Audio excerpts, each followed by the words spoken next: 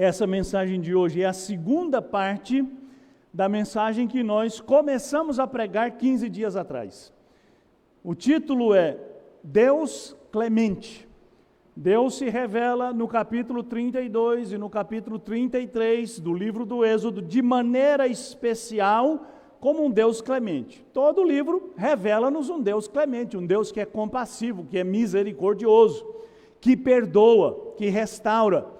Mas nestes dois capítulos, o 32 e o 33, eu acredito que uma palavra que define bem como Deus se revela aí é a palavra clemente. O nosso Deus é este Deus cheio de compaixão, cheio de misericórdia. Mas antes de nós iniciarmos a nossa mensagem e lermos o texto daqui a pouco, nós não vamos lê-lo imediatamente, mas vamos lê-lo daqui a pouco, eu quero convidar você a curvar sua cabeça e a orar e pedir ao Senhor que fale ao seu coração, que use a minha vida, que tenha misericórdia de mim.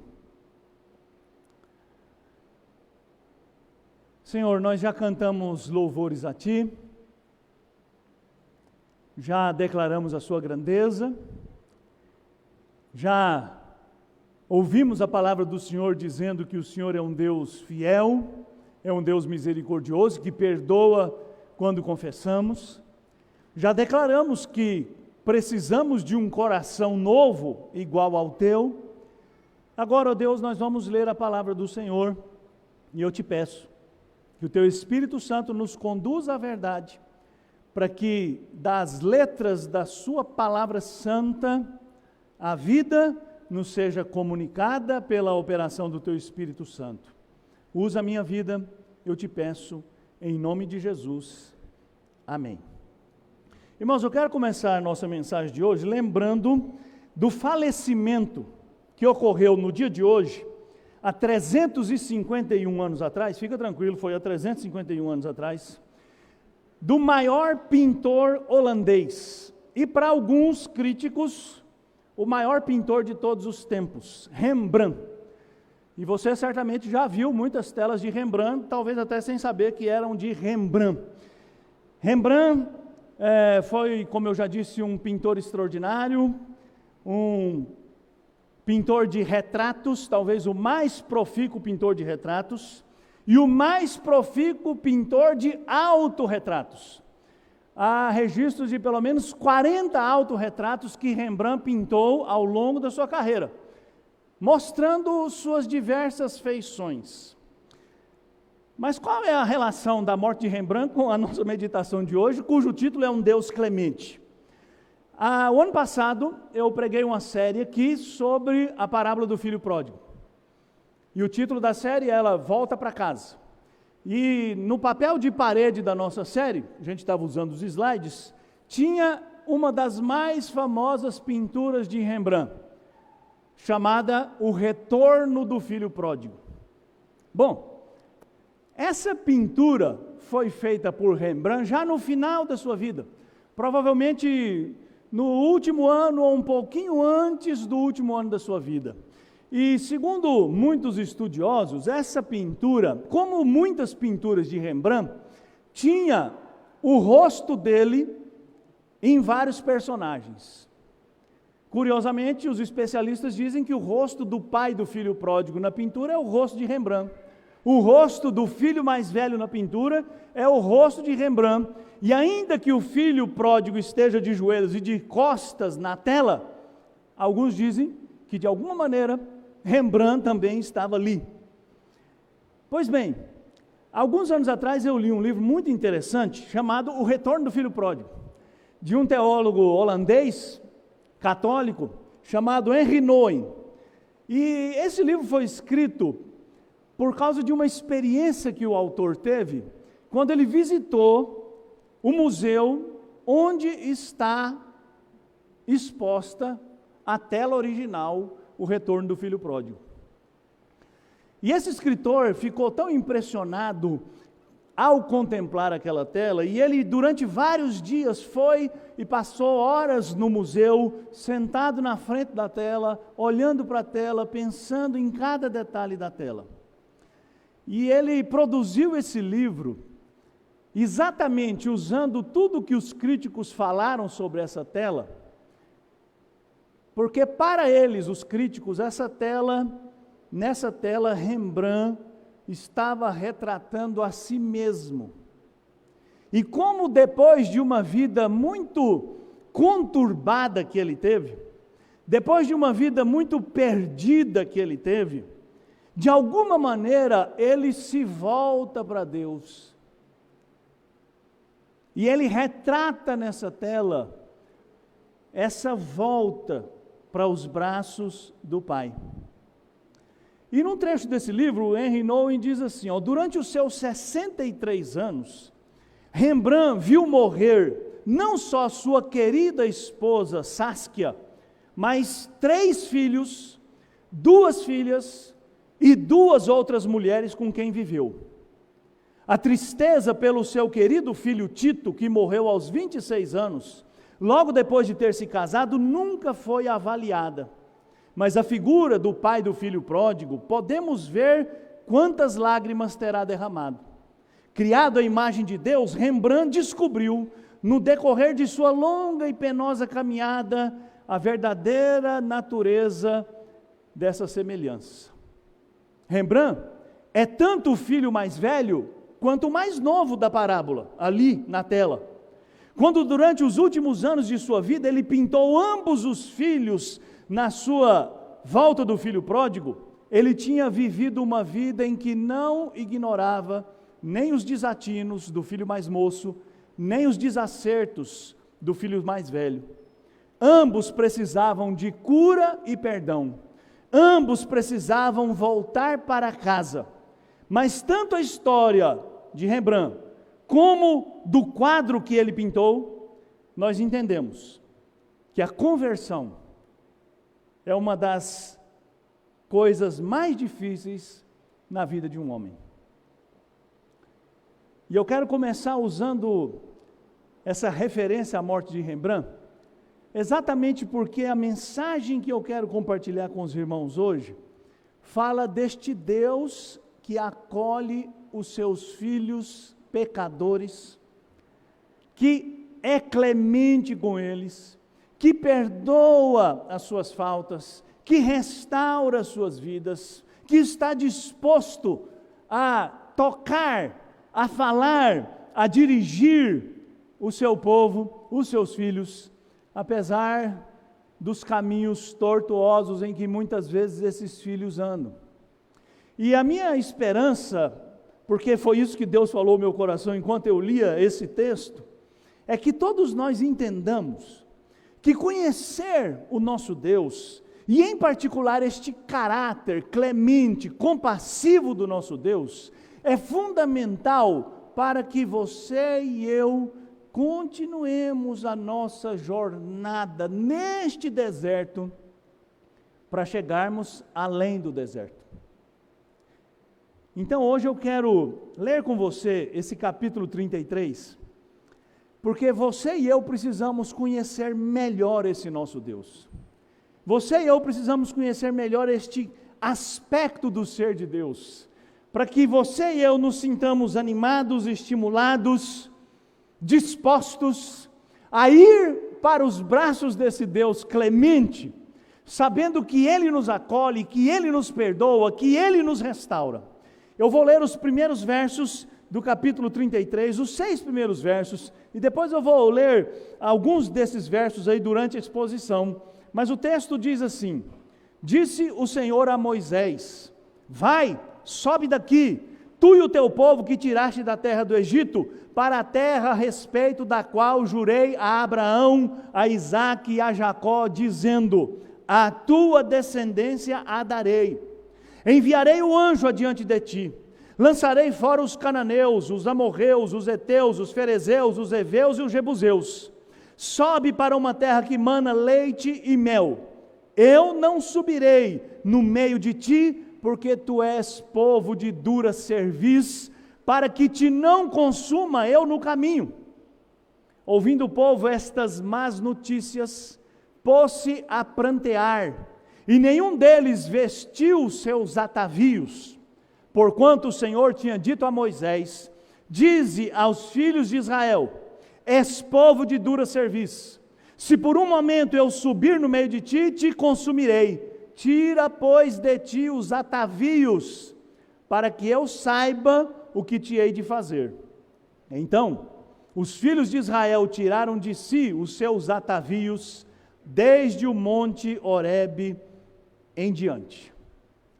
Só para relembrar um pouquinho o que nós dissemos na última mensagem, e talvez você vai ter que voltar lá no nosso canal do Facebook para ouvi-la, se você não ouviu ainda, mas só para situar-nos e para a gente entender o que vai acontecer e o que Deus vai fazer aqui.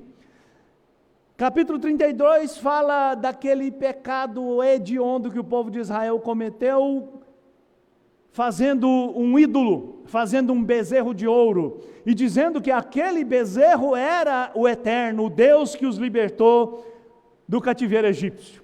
Mas na nossa última mensagem eu fiz questão de focalizar não o pecado do povo, mas a clemência, a misericórdia, a bondade de Deus, que perdoa aquele povo que havia cometido um ato tão terrível.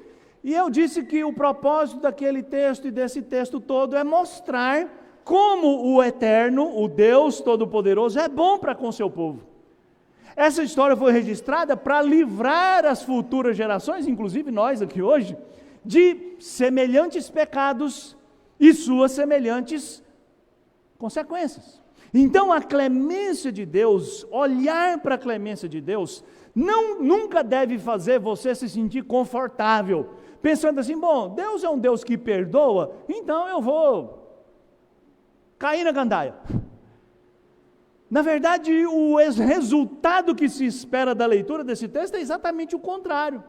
Diante de um Deus tão clemente, tão compassivo, diante de um Deus que está pronto a acolher aquele que volta-se para Ele, depois de ter pecado, eu vou me esforçar muito, eu vou buscá-lo muito, para que eu não cometa aqueles atos hediondos que trouxeram consequências terríveis. Fiz questão de mostrar, e eu espero que eu tenha tido sucesso em fazer isso, que Deus perdoou, mas Deus não livrou o povo de todas as consequências. Deus mitigou, Deus diminuiu, Deus abrandou as consequências, mas houve correção de Deus, houve morte de pessoas, houve dura disciplina de Deus, mas houve perdão. E eu dividi então esse texto, capítulo 32 e capítulo 33, em uma grande cena, em 2 atos. Naquele primeiro ato que a gente estudou 15 dias atrás, eu escolhi 4 palavras: pecado. E a respeito do pecado eu disse que apesar do pecado, Deus é clemente, corrigindo o pecado do seu povo. A clemência de Deus, a misericórdia de Deus o fez se levantar para corrigir, porque alguém que ama não permite que o ser amado permaneça num caminho de morte. Segunda palavra foi a palavra cuidado, porque Deus ouviu a oração de Moisés, como Ele sempre ouve a oração dos seus filhos. A terceira palavra foi a palavra perdão, porque Deus, o Deus clemente, é o único que pode perdoar e salvar o pecador. E a última palavra foi a palavra correção. E eu tentei mostrar para vocês que o Deus clemente corrige, mas corrige por amor. Hoje, nós chegamos aqui no segundo ato desse grande drama, e eu também escolhi 4 palavras. A palavra fidelidade, a palavra arrependimento, a palavra tratamento e a palavra restauração. Então eu quero compartilhar com os irmãos o que eu aprendi nesse texto, orando ao Senhor que todos nós aprendamos. Primeiro, que o Deus clemente é o Deus que permanece fiel. É muito importante que nós nos lembremos disso. Eu já falei da fidelidade de Deus há 15 dias atrás. Já falei que Deus foi fiel apesar da pecaminosidade. Mas aqui a questão vai se aprofundando mais ainda, porque apesar de tudo que aconteceu, apesar daquele pecado hediondo que foi cometido, apesar do povo ter feito tudo ao contrário do que Deus já havia dito que eles deveriam fazer, apesar do povo ter erigido um altar e colocado nele um ídolo, e dito que aquele ídolo era o Deus que os libertou do cativeiro do egípcio, ainda assim, ainda que Deus estivesse entristecido, mesmo assim, ele não deixa de lado a sua fidelidade. Por isso o versículo 1 do capítulo 33 começa com Deus dizendo a Moisés: vai, sobe daqui, tu e o povo que tiraste da terra do Egito, vai para aquela terra que eu prometi a vocês. Eu prometi, e a minha promessa está de pé, apesar de tudo que vocês fizeram. Eu prometi, e vocês vão possuir essa terra. E Deus diz: eu vou na frente de vocês, eu vou enviar o anjo, daqui a pouco eu vou falar sobre isso, e eu vou livrá-los dos habitantes daquela terra. Sabe, irmãos, a clemência de Deus, a compaixão de Deus, a paciência de Deus com o seu povo que é rebelde, conosco que muitas vezes também somos rebeldes, é fruto da sua fidelidade, porque Ele é fiel à promessa que fez, porque Ele não quebra a aliança que estabeleceu, porque o povo quebrou a aliança, o povo rompeu a relação com Ele, mas Deus permaneceu fiel a tudo o que havia prometido. Porque o nosso Deus é longânimo, porque o nosso Deus é benigno, porque o nosso Deus é paciente, porque o nosso Deus não tem prazer na condenação, porque o nosso Deus tem prazer no perdão, porque o nosso Deus é um Deus que promete e cumpre, e que ninguém pode impedir as suas promessas de serem cumpridas. Essas verdades, irmãos, deveriam encher o nosso coração de júbilo e alegria, por sermos chamados o povo desse Deus.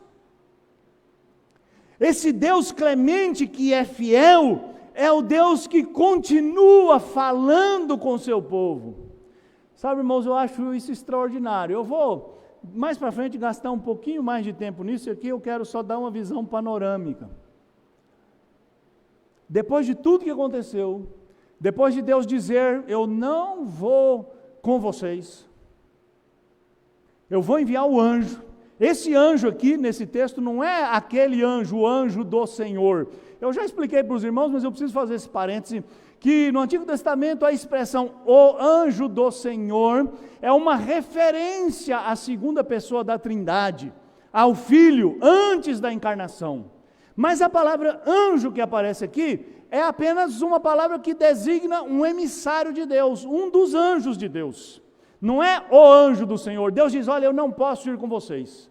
Se eu for com vocês, vocês serão consumidos, porque eu sou santo e eu não suporto o pecado. Então eu vou mandar um anjo, um dos meus servos, e ele vai na frente de vocês, e ele vai conduzir vocês, e ele vai dar vitórias a vocês, mas eu vou ficar de fora. Por isso o texto diz que o povo caiu em prantos. Por isso o texto diz, e nós vamos examinar mais para frente, Moisés fez uma oração condoída, extraordinária. Mas sabe o que é mais extraordinário? É que depois de tudo isso, Moisés fez uma tenda e colocou-a fora do arraial, longe do arraial, longe do acampamento. O arraial é o acampamento. E Moisés ia para aquela tenda, e ele orava. E sabe o que é extraordinário? O texto diz que Deus vinha ao encontro de Moisés naquela tenda. E sabe por que isso é extraordinário? Porque esse Deus clemente não se calou, não se ausentou, não abandonou o seu povo, apesar de toda a sua rebeldia.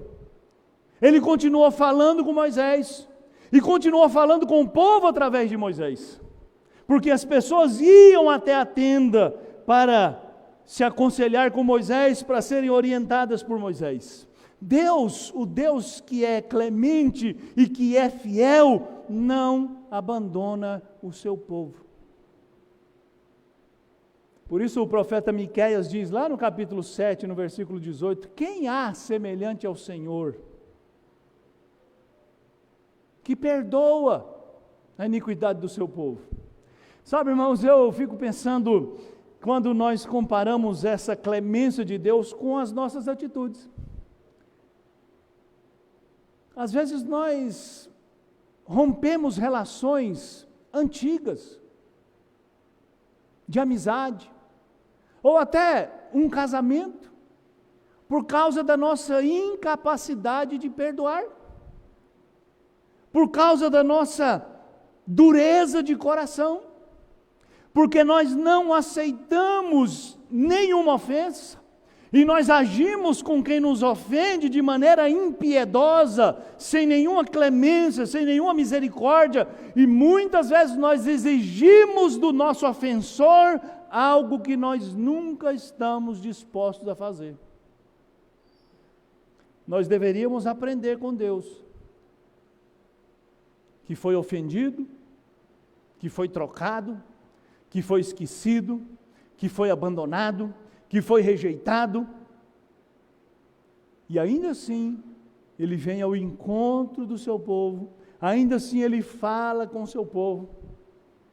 E aí eu me lembro do profeta Ezequiel, que escreveu no seu livro, no capítulo 33, no versículo 11, que Deus não tem prazer na morte do perverso, que Deus quer que o perverso se arrependa e viva. Nós às vezes fazemos o contrário, né? Nós queremos que o perverso morra, principalmente se esse perverso ofendeu a mim. Eu quero convidar você a pensar na fidelidade de Deus como um aspecto da sua clemência, com o espírito e com o propósito, e fazendo a você o desafio de descansar nessa clemência do Senhor, mas repartir essa clemência do Senhor, repartir este aspecto do ser de Deus que está pronto a perdoar, para que você também perdoe. Paulo exortou os crentes nas suas cartas que nós devemos perdoar, porque nós somos perdoados. Jesus ensinou-nos a orar e pedir perdão a Deus, assim como nós perdoamos, e o espírito da oração é exatamente aquele de dizer-nos que, se nós não perdoamos, é um sinal de que nós não fomos perdoados, porque se você foi perdoado, você sabe como o perdão traz alívio, como o perdão liberta, como o perdão restaura, como o perdão cura, e se você foi curado, você também, como um agente nas mãos de Deus, deve desejar curar os outros. Então a primeira verdade, o Deus clemente é o Deus que permanece fiel. Lembre-se disso. Lembre-se da fidelidade de Deus, lembre-se de como Deus perdoou os seus pecados, perdoou os nossos pecados, como Ele acolhe-nos como seus filhos. Segunda verdade que eu quero compartilhar com você é o Deus clemente promove quebrantamento. É uma bênção, irmãos, ler que Deus quebranta o nosso coração. Porque nós não teríamos nenhuma esperança de restauração se primeiro não fôssemos quebrantados. Porque o maior obstáculo, se não o maior, mas um dos maiores obstáculos entre nós e Deus, é o nosso orgulho, é a nossa presunção, de pensarmos que estamos certos e estamos no caminho certo. Para usar a expressão do texto, a nossa dura cerviz, essa expressão que se repete tanto no Antigo Testamento, né? E dura cerviz significa aquela pessoa que não muda de direção, porque cerviz é nuca, é pescoço. Então a dura cerviz é aquela pessoa que, bom, quem veio da roça vai saber o que eu estou falando, né? Quando um animal usa aquele tapa-olho assim, para ele não desviar do caminho. Davi, que é mais explícito, né, do que Moisés aqui, diz no Salmo 32, não seja como um cavalo e como uma mula, que só obedece às custas de freios e cabrestos. Então Deus diz, esse povo de dura cerviz só vai mudar depois de ser quebrado, depois de ser quebrantado. E é exatamente o que Deus faz com o povo. Deus ordena a Moisés para que diga ao povo, diga aos filhos de Israel. Deus trata a dureza do nosso coração de maneira profunda, irmãos. Sabe por quê? Na Bíblia Sagrada nós aprendemos, eu não vou ter tempo para mostrar isso aqui para você, mas na Bíblia Sagrada nós aprendemos que o arrependimento verdadeiro não é produzido por você. Você deixado à sua própria sorte, nunca se arrependerá. O máximo que você vai experimentar é uma tristeza por causa dos efeitos do seu pecado. É muito curioso, né? A pessoa comete um pecado e ela permanece no pecado. Esconde o pecado e permanece. Aí o dia que alguém descobre o pecado, ele diz, eu estou arrependido. Esse arrependimento que é produzido apenas pelo medo das consequências dos erros cometidos, não é arrependimento, porque o verdadeiro arrependimento não é quando você fica triste, o verdadeiro arrependimento é quando você muda. Quando você muda de direção. Por isso Deus diz a Moisés, vai lá e diz para o povo de dura cerviz, para tirar os seus atavios. O que é isso? O povo estava com roupas festivais, com joias, né? As mulheres hebreias usavam muitas joias, muitos piercing no nariz, na orelha, para todo lado. E Deus diz, tira, vocês não têm motivo para fazer festa. Por que vocês acham que têm o direito de ficar alegres depois de terem feito tudo que vocês fizeram? Por que vocês ainda carregam nesse rosto essa cara de alegria, quando vocês deveriam estar absolutamente entregues à tristeza? Deus diz, tirem da minha frente esses enfeites. E sabe o que é extraordinário? O texto diz que o povo tirou os seus enfeites. E Deus diz, mostrem que vocês reconhecem a sua falta, e eu vou decidir o que eu vou fazer. E sabe, irmãos, isso é muito importante, sabe por quê? Quando nós cometemos uma falta, nossa primeira atitude é negarmos. Quando fica difícil de negar, a gente se justifica. E para nem negar e nem nos justificarmos, nós passamos a maior parte do tempo escondendo. Mas, quando nós ouvimos a voz de Deus, um processo de transformação começa. E que bom é que Deus fale conosco. Que bom é que Deus fale com você aqui, exatamente como aconteceu lá no Jardim do Éden. Adão e Eva comeram o fruto que não podiam comer, tentaram cobrir-se porque estavam envergonhados, e quando ouviram que Deus estava chegando para o jardim, se esconderam. E quando é que começa um processo de transformação? Quando Deus fala, Deus diz, Adão, onde você está? E aqui o processo de transformação começa quando Deus coloca nos lábios de Moisés a palavra que diz, entristeçam-se, arrependam-se, tirem esses enfeites, porque vocês não têm motivo para se alegrar. E Deus fala francamente, Deus diz, esse povo é um povo de dura cerviz. Sabe, irmãos, palavras lisonjeiras podem fazer você ganhar amigos. É verdade, amigos que na maioria das vezes serão falsos amigos. Palavras suaves podem tornar você aceitável no seu grupo, na sua família, onde quer que seja. Mas Deus quer muito mais para você do que fazer de você uma pessoa legal, fazer de você uma pessoa socialmente aceitável. E quando Deus diz, esse povo é um povo de dura cerviz, e precisa arrepender-se, e precisa mostrar-se arrependido, Deus sabe que o grande inimigo que nós enfrentamos, muitas vezes não está lá fora, muitas vezes está dentro do seu próprio coração.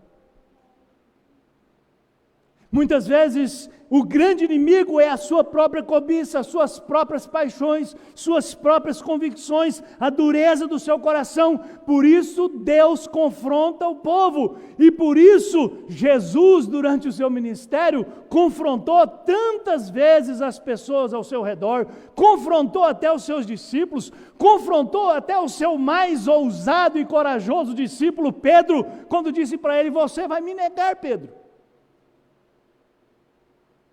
E você só não vai cair porque eu orei por você, eu intercedi por você, eu clamei por você. Por isso Paulo, escrevendo aos Efésios no capítulo 5 da sua carta, diz: desperta, ó tu que dormes, levanta-te de entre os mortos e Cristo te iluminará.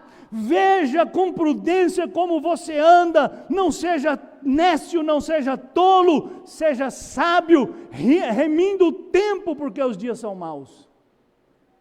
Sabe, irmãos, quando Deus fala conosco, nós precisamos parar e examinar o nosso coração.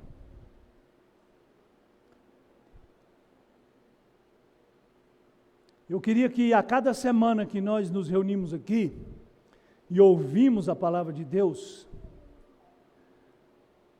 nós parássemos e refletíssemos. Porque a palavra de Deus não pode ser para você apenas um depósito de conhecimento. A palavra de Deus precisa ser para aquele que crê um caminho de transformação.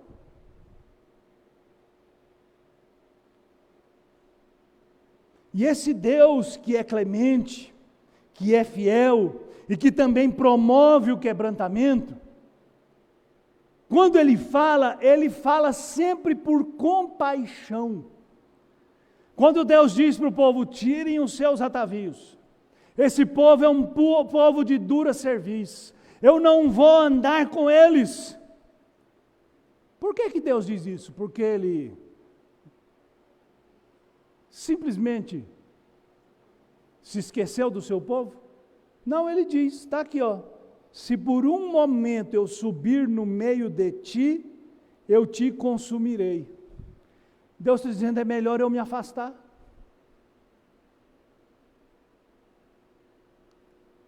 Porque se eu ficar perto de vocês, eu vou consumir vocês. Porque vocês são pecadores. Porque vocês fizeram o que é mal diante de mim. Então eu primeiro quero falar com vocês, quero que vocês mudem de atitude, quero que vocês reflitam sobre o que fizeram, quero que vocês mostrem que entenderam a gravidade do seu pecado, e então eu vou decidir o que eu vou fazer com vocês.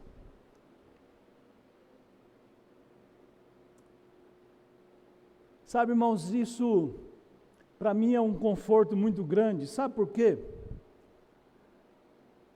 Porque eu sou um pecador, que muitas vezes preciso parar tudo que eu estou fazendo e pedir: Senhor, me perdoe. Senhor, eu me excedi. Senhor, eu não devia ter dito isso, eu não devia ter feito isso, ou eu deveria ter feito aquilo e eu não fiz. Muitas vezes eu preciso fazer isso.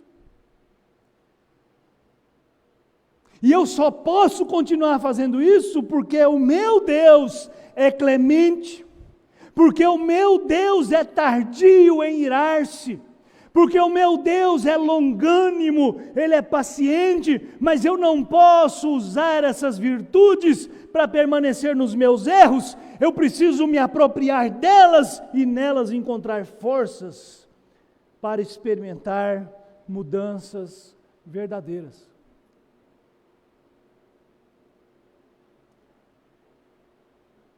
E eu louvo ao meu Deus,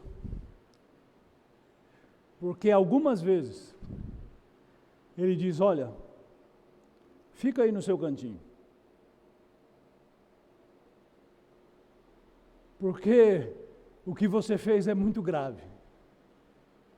Se eu chegar aí perto, não vai ser bom para você.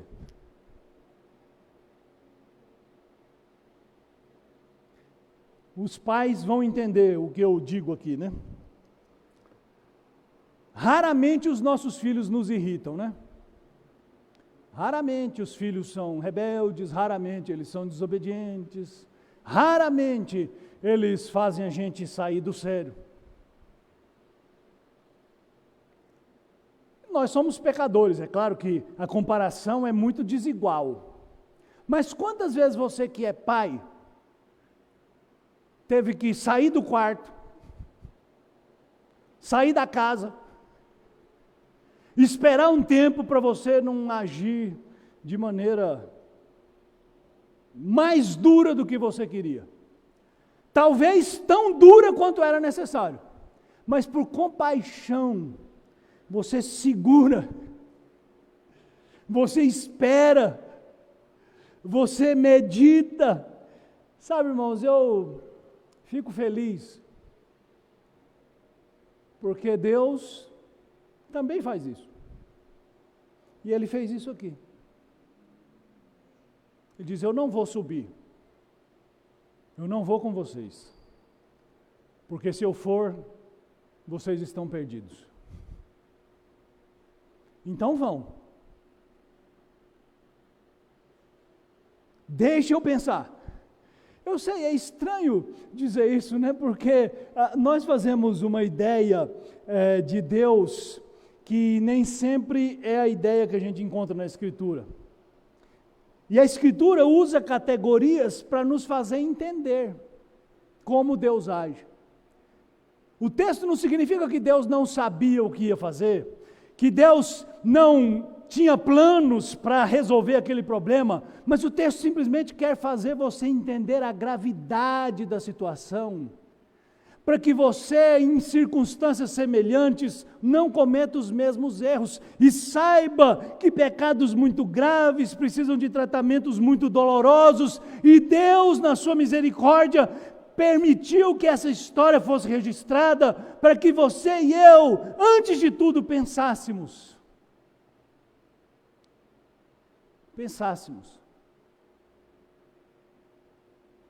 e buscássemos uma vida que fosse mais fiel à vontade do Senhor. E que entendêssemos que muitas vezes Deus retém a sua disciplina para que você comece de novo,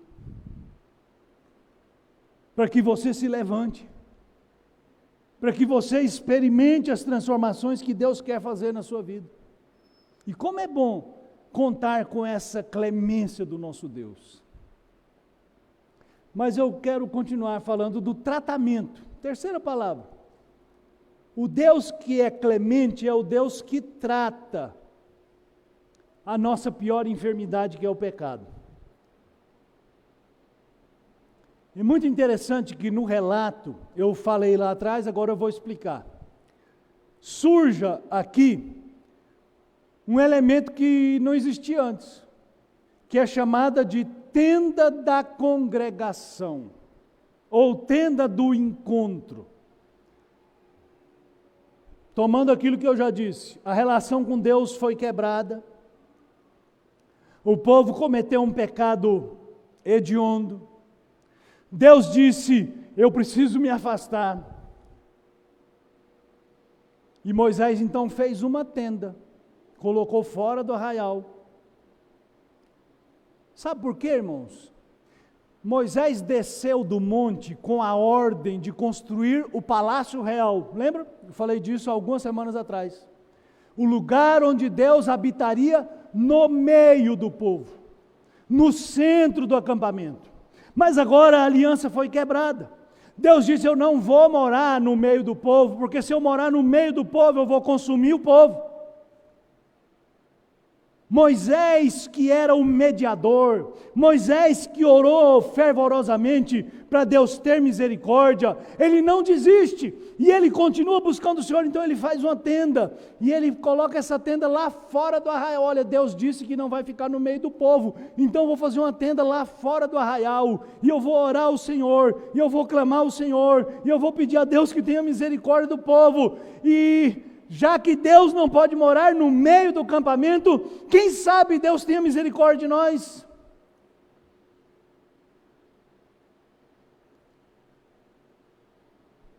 Moisés vai para a tenda. E sabe, irmãos, quando eu fui lendo esse texto dezenas de vezes, eu tentei capturar a emoção desse texto. O povo, agora sem nenhum enfeite, nenhuma joia, roupas simples, mostrando para Deus que estavam arrependidos, sabendo que o tabernáculo agora não vai ser construído. E o texto diz que o povo, quando Moisés saía do acampamento, ia saindo do arraial, todo o povo ia para a porta de suas tendas, e o povo ficava olhando Moisés saindo. Sabe, eu fiquei pensando na emoção daquele momento. E as pessoas ali, movidas de temor por causa do seu pecado,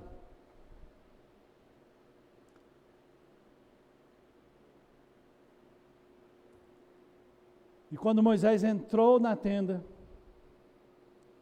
aquela coluna de nuvem desceu sobre a tenda. E o texto diz que quando a coluna de nuvem desceu sobre a tenda, o povo nas portas de suas tendas louvou o Senhor, como se fosse um grito de alívio. Deus teve misericórdia de nós. Deus vai falar com Moisés. Deus viu o nosso estado deplorável. Deus viu a nossa decadência. Mas sabe, irmãos, eu quero compartilhar com você algo que tocou meu coração aqui nesse texto. Porque quando Deus vai falar com Moisés fora do arraial, fora do acampamento, longe do acampamento, Deus está mostrando para o povo quão sério o pecado é. Aquele distanciamento, ele é didático, ele é terapêutico, e ele é clemente, ele é misericordioso, porque Deus não quer que o seu povo ache que pode pecar e pecar e pecar, e as coisas vão continuar sempre sendo do mesmo jeito.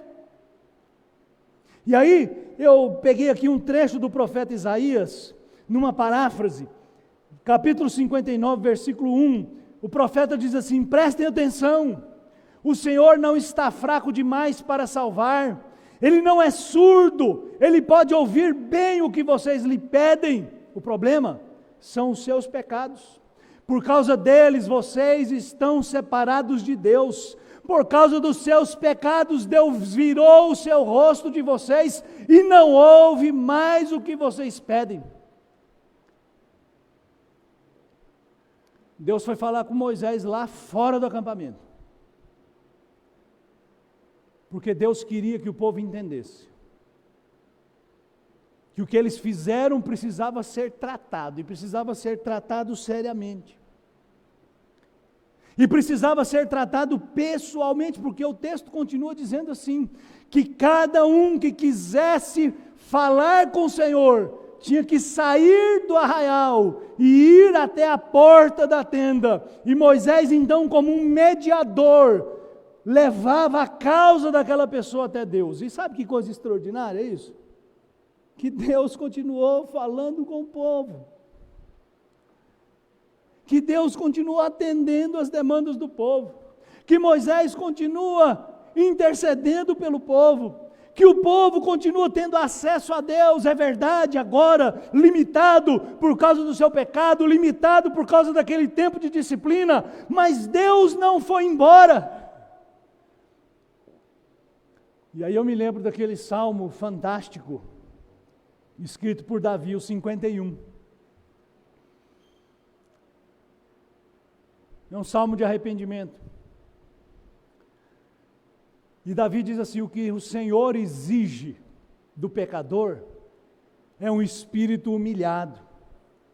Tu não desprezas a pessoa que tem o coração arrependido e muito triste por causa do pecado. Olha só, antes, a promessa era: eu vou habitar no meio do povo, eu vou fazer o meu palácio no meio do povo, e eu vou estar ali, próximo, acessível, todo mundo vem, e vocês vão ter festas anuais, e vai ser uma celebração, porque eu sou o seu rei, e vou governar vocês, e vou abençoar vocês. Agora, Deus está lá fora, e cada um,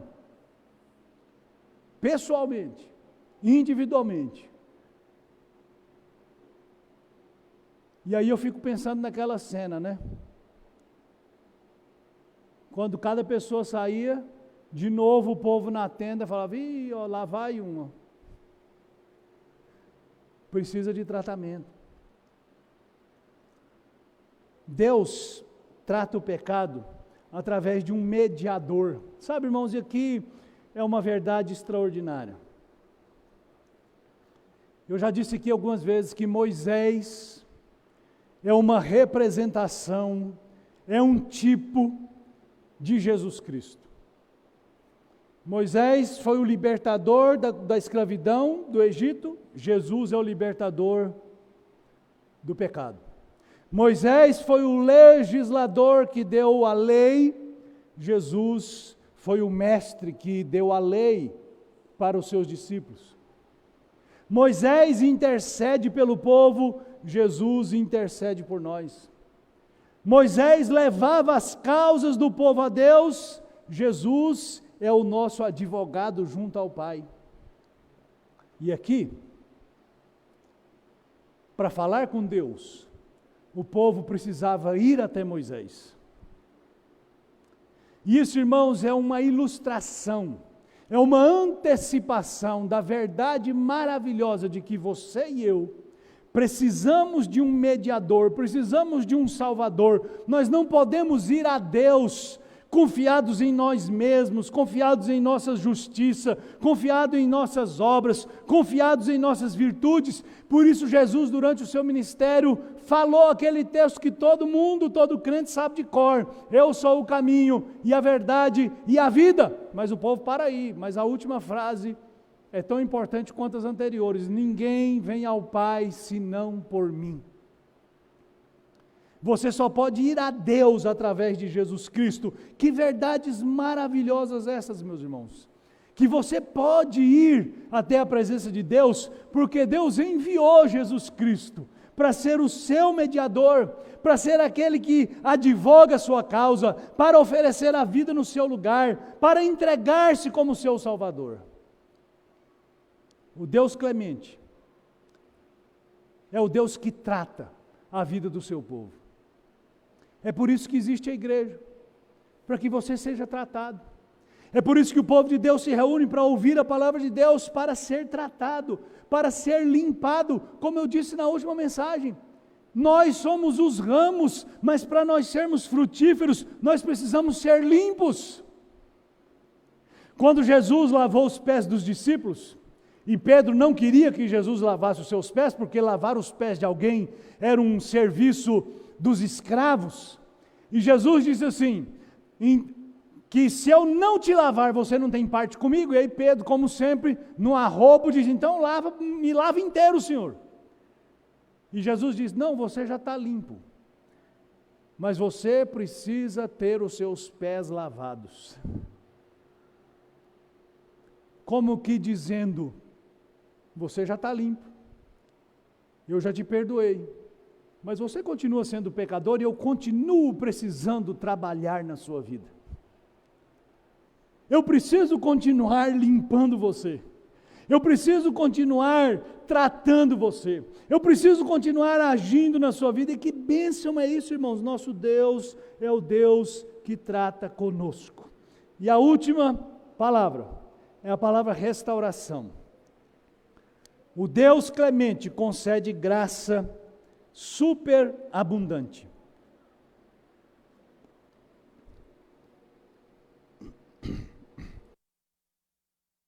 Esse último trecho do capítulo 33 de Êxodo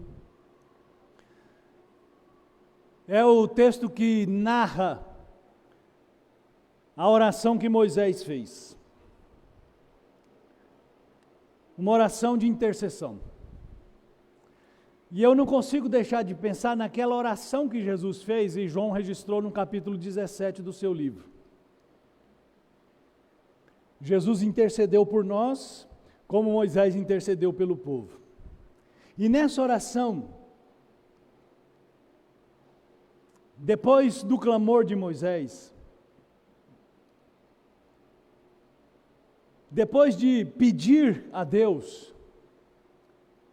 que não se ausentasse, que não mandasse o seu anjo, mas que Deus perdoasse, e que Deus reconsiderasse, e que o Senhor voltasse e restaurasse aquela aliança que fora quebrada.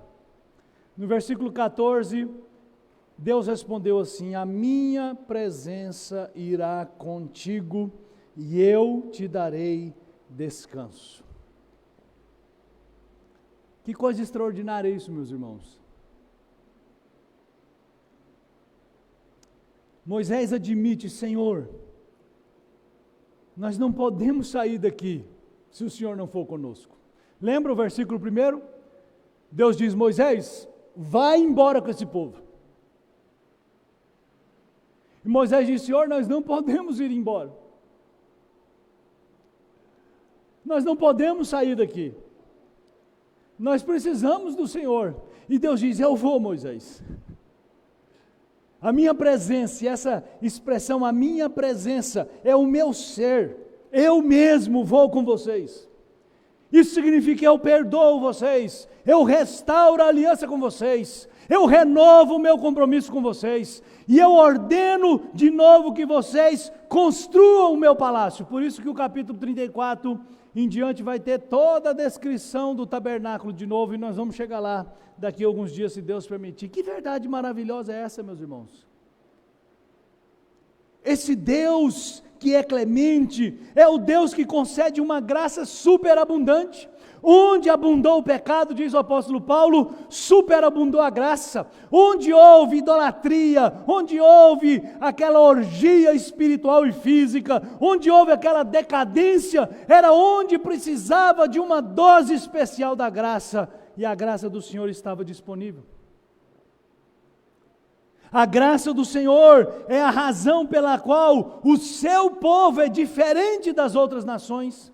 Moisés diz assim no verso 16: se não vai conosco, quem poderá saber que eu e o meu povo contamos com o seu favor? Quem poderá saber que somos o seu povo e que somos diferentes de todos os povos da terra? O Senhor disse a Moisés, presta atenção, sim, vou atender o seu pedido, porque é fato que você conta com o meu favor, como também é fato que eu sou seu amigo. Moisés está dizendo: Senhor, nós não somos melhores do que ninguém, a não ser que o Senhor esteja conosco. Senhor, como as pessoas saberão que nós somos o seu povo se o Senhor não for conosco? Como as pessoas vão honrar o Senhor se o Senhor não for conosco? Nós precisamos entender isso, meus queridos, que o que nos torna diferentes não são as nossas virtudes ou a nossa ética, mas é a presença de Deus conosco, e é por isso que um discípulo de Jesus Cristo, um crente em Jesus Cristo, não pode desperdiçar as oportunidades que tem de ter comunhão com o Senhor, porque é essa comunhão com o Senhor que vai transformar você, que vai fazer de você um instrumento nas mãos de Deus. Esse Deus maravilhoso responde a um pedido inusitado de Moisés. Moisés diz assim: Senhor, eu quero ver a tua glória. Sabe, esse é um pedido interessante, né? Pensa bem em tudo que Moisés já tinha visto Deus fazer. Moisés já tinha visto a sarça ardente lá no Monte Sinai, há cerca de 1 ano e pouco atrás. Moisés já tinha sido o instrumento que Deus usou para fazer aqueles milagres extraordinários no Egito. Moisés já tinha sido usado para abrir o Mar Vermelho, para tirar água da rocha, para chover o maná do céu, para vir uma revoada de codornizes. Moisés já tinha passado 40 dias e 40 noites no monte, um monte que fumegava por causa da presença de Deus. Moisés tinha recebido das mãos de Deus 2 pedras esculpidas pelo próprio Deus. Como assim? Deixa eu ver, quero ver a sua glória. O que Moisés está pedindo, irmãos, eu preciso, Senhor, da certeza inabalável de que o Senhor de fato vai conosco, de que o Senhor de fato vai permanecer ao nosso lado. O que eu preciso, Senhor, é ter uma experiência que me fortaleça de tal maneira que daqui por diante eu nunca mais desfaleça ou desanime. Talvez se fosse eu diria: tudo que eu já fiz não serviu de nada. Larga de ser incrédulo. Eu não estou dando a minha palavra.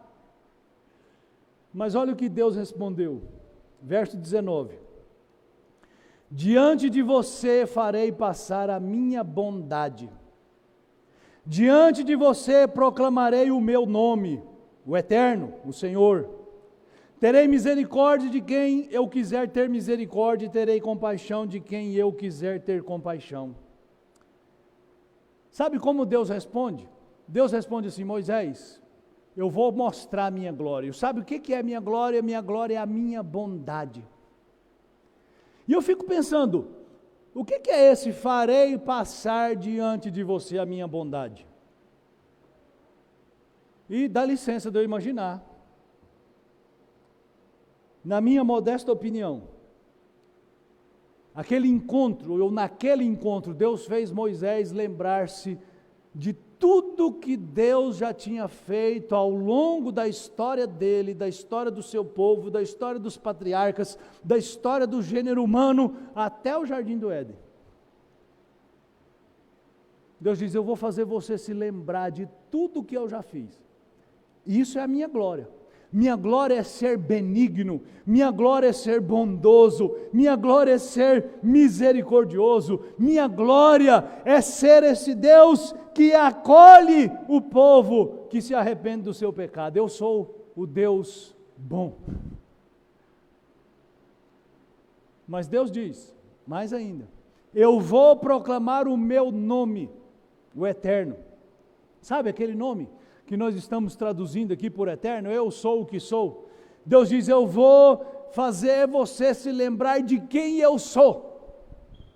E aí eu quero que você volte lá para a mensagem do capítulo 3 de Êxodo, quando Moisés viu a sarça ardente no Monte Sinai, e naquela sarça ardente Deus se revelou poderoso, Deus se revelou misericordioso, Deus se revelou o Deus permanente, porque o fogo ardia e não se consumia, o Deus santo, porque o fogo purifica, o fogo limpa. Aquele Deus que se revelou ali, Deus diz: a minha glória é isso, eu sou o soberano, eu sou o eterno, eu sou o poderoso, eu sou o santo. E uma terceira palavra que Deus diz: e eu terei misericórdia de quem eu quiser ter misericórdia. A minha glória é ser soberanamente misericordioso. Sabe por que isso é uma glória? Por que isso é uma virtude extraordinária de Deus? Porque se a misericórdia de Deus dependesse de nós, Ele não teria misericórdia de ninguém. Por isso Deus diz para Moisés: eu vou passar diante de você a minha bondade, eu vou reafirmar o meu nome sagrado para você, e eu vou ter misericórdia, soberanamente, de quem eu quiser ter misericórdia. E eu vou ter compaixão soberanamente de quem eu quiser ter compaixão, porque eu, o Senhor, não exerço misericórdia sob condições nenhuma, mas eu a exerço porque eu sou soberano e porque eu tenho prazer na misericórdia. Esse Deus, que tem graça superabundante, coloca Moisés num lugar seguro. E aí vem uma cena extraordinária, né? Deus diz: eu vou mostrar isso para você. Então você vem e fica aqui nessa pedra, do meu lado. Mas o texto diz uma coisa interessante. Deus diz assim: quando a minha glória passar, eu colocarei você numa brecha, e cobrirei o seu rosto com a minha mão. Porque Deus tinha dito: ninguém pode me ver e sobreviver. É claro, irmãos, isso é uma figura simbólica. Moisés não teve uma experiência visual, Moisés teve uma experiência espiritual. Deus trabalhou em Moisés, e essa figura de colocá-lo ali sobre a rocha nos remete diretamente à rocha que é Cristo. Como é que você pode ver a Deus? Onde é que você pode ver a glória de Deus? Qual é o lugar seguro para você ver a glória de Deus? É em Jesus Cristo. Mas o texto diz: eu vou colocar você na fenda, naquele buraco, naquela caverna. Isso, irmãos, é uma referência profética, tipológica, simbólica, do fato de nós vermos a Deus através das feridas de Jesus Cristo, da sua morte vicária na cruz do Calvário. Como o profeta Isaías mais tarde fala: é pelas feridas de Jesus que nós somos curados. É como se aquela fenda na rocha, aquela fissura na rocha, aquela rachadura na rocha, apontasse para todas as feridas e todas as marcas que Jesus Cristo sofreu para nos levar a conhecer a Deus, e somente por causa do sacrifício dele que nós podemos conhecer a Deus, e somente por causa da misericórdia dele que nós podemos conhecer a Deus. Então, Deus se revela como um Deus que dá graça, graça superabundante, mesmo depois de saber tudo o que sabia sobre Deus, mesmo depois de experimentar tudo que já havia experimentado sobre Deus, o Senhor deu a Moisés uma dose superabundante de graça, para que ele fosse fortalecido, para que ele cumprisse a sua missão. E sabe, irmãos, em Cristo, em Jesus Cristo, nós também temos essa dose abundante da graça de Deus. Porque Cristo é a expressão exata do ser de Deus. Em Cristo nós vemos a glória de Deus, como diz João no capítulo 1.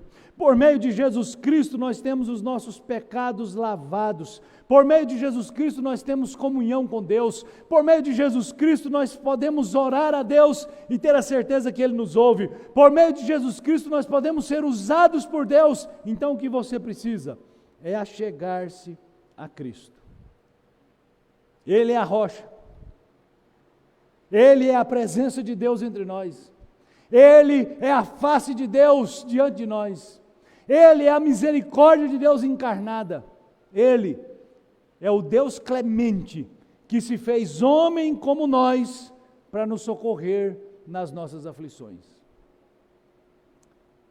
Eu quero terminar com algumas aplicações. 4, na verdade. Primeira, diante da clemência de Deus, busque-o mais, vigie mais e ame-o mais. Cuide, meu querido, da sua comunhão com Deus. O pecado é uma ameaça que nos ronda o tempo inteiro, mas não se preocupe tanto com o pecado de fora, preocupe-se muito com o pecado de dentro, porque como o Tiago disse, nós somos tentados pelas nossas próprias cobiças, quando elas nos atraem e nos seduzem.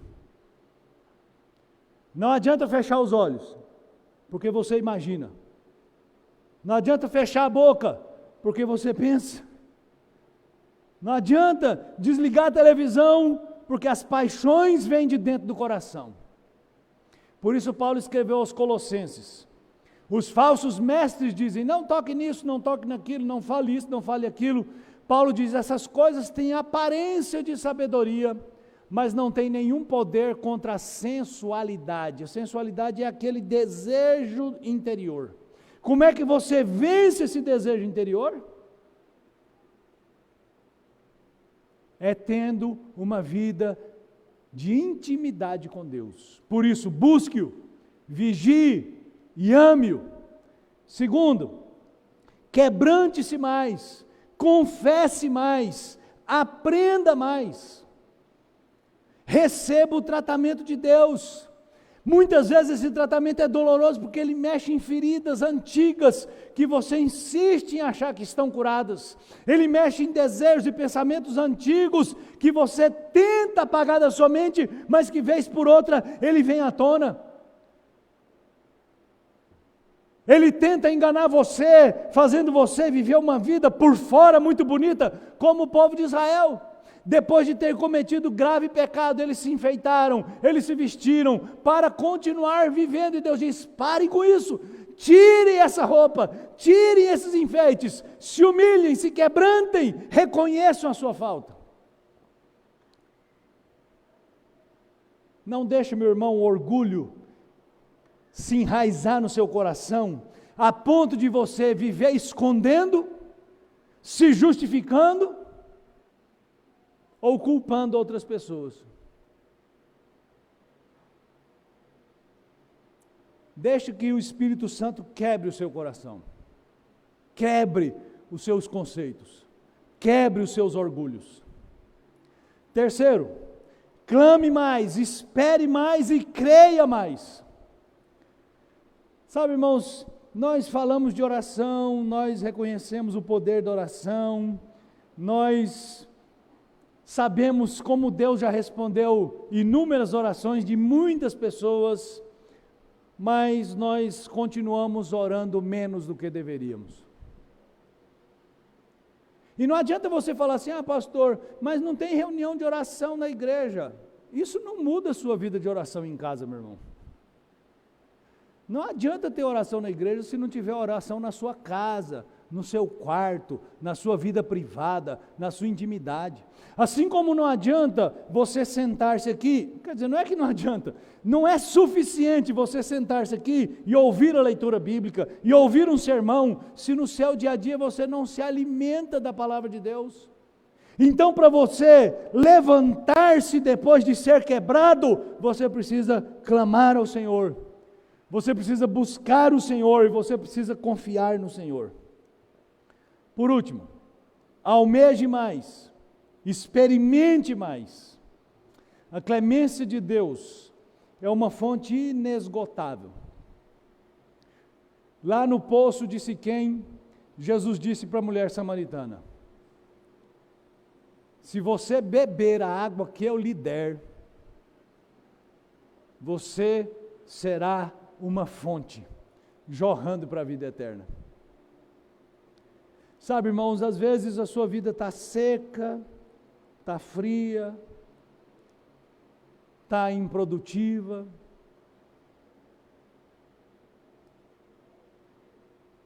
porque você tem talvez se alimentado pouco dessa clemência de Deus.